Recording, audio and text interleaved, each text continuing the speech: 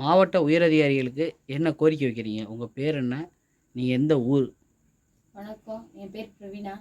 எங்கள் வீட்டுக்கார் பேர் பாலகிருஷ்ணன். நாங்கள் காந்தி நகர் 3ஆம் வீதியில் இருக்கோம்.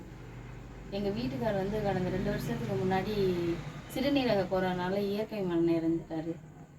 அதிலிருந்து நாங்கள் ஒரு 18 வருஷமாகவே என்னோடய வாழ்க்கை வாடகை வீடுன்ற ஒரு சூழ்நிலைக்கு தள்ளப்பட்டு அதில் தான் நடந்துகிட்ருக்கோம். அவரும் கூலி தொழிலாளியாக தான் இருந்தார். எங்களுக்கு ஆதரவுக்கு யாருமே இல்லை. நானும் என்னோட 2 பசங்களும் தான். அவங்களும் ஸ்கூலுக்கு தான் போகிறாங்க. என்னோட வறுமையின் காரணமாக ரேஷன் கார்டில் உள்ள அரிசி இதுகளை வச்சு சாப்பிட்டுட்டு இருந்தேன். ஒரு சூழ்நிலைக்கு மேலே பிள்ளைகளை படிப்புக்குன்றதுக்காக நான் வெளியில் வேலைக்கு போகின்ற கட்டாயம் ஏற்பட்டுச்சு. பெட்ரோல் பங்க்கு வேலைக்கு போயிட்டுருக்கேன். அதனுடைய வருமானம் எனக்கு பத்தலை. அடிக்கடி எனக்கும் மன உளைச்சல், உடம்பு சரியில்லாத காரணத்தினால லீவ் எடுக்க வேண்டியதாக இருக்குது. அதனால் அங்கே பங்க்லேயும் என்னை அடிக்கடி லீவ் எடுக்கிறதுனால சம்பள பிடிமானப்படுத்தி எனக்கு வாழ்வாரதுக்கே வருமானமும் கிடையாது. உதவி பண்ணுறதுக்கும் எங்களுக்கு ஆட்கள் இல்லை. வாடகை அதனால் கொஞ்சம் தாமதமாக கொடுக்கறதுனால வாடகை வீட்டில் என்ன சொல்கிறாங்கன்னா, நீங்கள் வீட்டை காலி பண்ணிக்கங்கன்னு சொல்கிறாங்க. அதனால் நான் போய் கலெக்டர் அம்மாவுக்கு மனு கொடுத்தேன். எப்போ கொடுத்தீங்க? கடந்த செவ்வாய்க்கிழமை போய் மனு கொடுத்தேன். என்னன்னு கொடுத்தீங்க? இந்த மாதிரி பிள்ளைங்களை வச்சுக்கிட்டு ரொம்ப சிரமப்படுறோம். வாடகை வீட்லேயும் மழை வந்தால் தண்ணி தேங்கி அடிக்கடி பிள்ளைகளுக்கும் உடம்பு சரியில்லாத சூழ்நிலை. நான் 8 மணிக்கு போயிடுவேன் காலையில் பங்குக்கு. சாயங்காலம் 5 மணி 5:30 மணிக்கு வரதுனால பிள்ளைங்க கவனிக்க முடியலை. ப்ரைவேட் ஆஸ்பத்திரிக்கு கூட்டி போய் காமிக்கிறதுக்கும் எனக்கு நேரம் கிடைக்கல. ப்ரைவேட்டுக்கு தான் போகிற கட்டாயம். அப்போ அதுலேயும் எனக்கு செலவாகி வாங்குகிற 7,000 சம்பளம் அதுக்கே எனக்கு பள்ளிக்கும் இதுக்குமே செலவாயிடுது. அதனால தான் நான் போய் மனு கொடுத்தேன். இலவச வீடு கொடுக்குறாங்கன்னு சொல்லி கேள்விப்பட்டேன். இப்போ எந்தெந்த ஏரியாவில் வீடு இருக்குன்னு நினைக்கிறிய? உங்களுக்கு எந்த மாதிரியான வீடு வேணும்?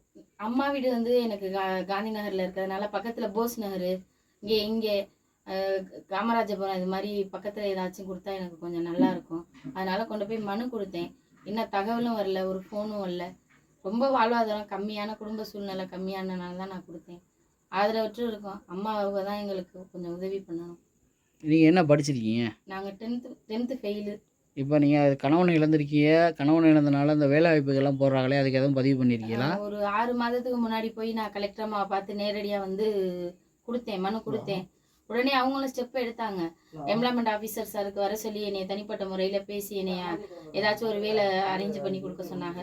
என்னோட தவறு என்னன்னா, நான் விரும்பி கல்யாணம் பண்ணிக்கிட்டதுனால எனக்கு எம்ப்ளாய்மெண்ட்டில் பதிஞ்ச கார்டு இல்லை. கார்டு இல்லாத காரணத்தினால எம்ப்ளாய்மெண்ட்டில் பதிஞ்சிருந்தால் தான் வேலைன்ற மாதிரி எனக்கு சொல்லிட்டாங்க. அதனால் எனக்கு மார்க் ஷீட்டும் இல்லை, டிசி மட்டும் இருக்குது. அதை வச்சுக்கிட்டு என்னால் எதுவுமே பண்ண முடியலை. அதனால தான் எந்த ஸ்டெப்புமே எடுக்க முடியலை. இல்லை, மாவட்ட ஆட்சியருக்கு இப்போ என்ன கோரிக்கை வைக்கிறீங்க? அவங்களுக்கு என்ன வேணும்னா, எனக்கும் என் பிள்ளைகளுக்கும் ஒரு வீடு, நிரந்தரமாக ஒரு வீடும், எனக்கு ஏதாச்சும் ஒரு வேலையும் வழங்குமாறு மிக தாழ்மையோடு கேட்டுக்கிறேன். நானும் என்ன மாதிரியே கணவனை இழந்துட்டு ஒரு 3 பொம்பளை பிள்ளைங்களை 2 பிள்ளைங்களை கட்டி கொடுத்துட்டாங்க. ஒரு பொம்பளை பிள்ளை, அவங்களும் வாரவாத அண்ணன் தம்பி யாருமே இல்லை. அவங்களும் கொடுத்தாங்க. அவங்க இப்போ பேசக்கூடிய சூழ்நிலை இல்லை. உடல்நிலை சரியில்லாமல் ஆஸ்பத்திரியில் அட்மிஷன் ஆகியிருக்காங்க. அவங்களுக்காகவும் நான் அவங்க காலில் பணிஞ்சு தாழ்மையாக கேட்டுக்கிறேன். எத்தனை பேர் இருக்காங்க அது மாதிரி? இங்கே கொஞ்சம் நிறைய பேர் இருக்காங்க. நான் வேலையை போயிட்டு வரதுனால குறிப்பிட்டு இவங்கன்னு சொல்ல முடியாது.